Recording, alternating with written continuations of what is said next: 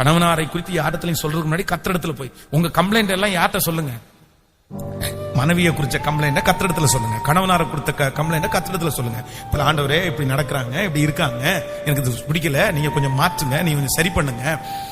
ஆண்டவர் நிச்சயம் ஒரு நாள்ல பதில் தர வல்லவரா இருக்கிறார்.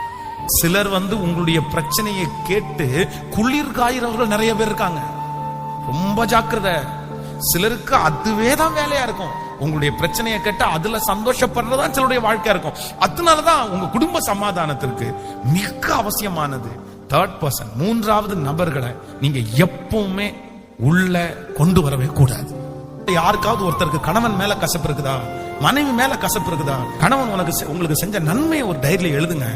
உங்க மனைவி உங்களுக்கு செஞ்ச ஒரு நன்மையை டைரியில எழுதுங்க. நீங்க எழுதி முடியுங்க.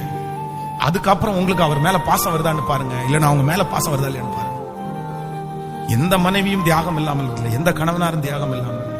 எத்தனை எத்தனை எத்தனை அதை நினைங்க, அதை நினைங்க.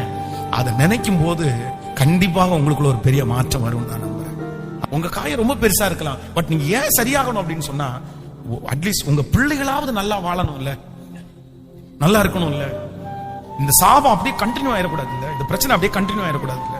அதனால நமக்காக அல்ல, நம்முடைய சன்னதிக்காக, நமக்காக அல்ல, நம்முடைய சன்னதிக்காக, என் குடும்ப சமாதானத்திற்காக நான் இனி என் வாயை வேறு யாரிடத்திலும் திறக்க மாட்டேன். கர்த்தரிடத்துல மட்டும்தான்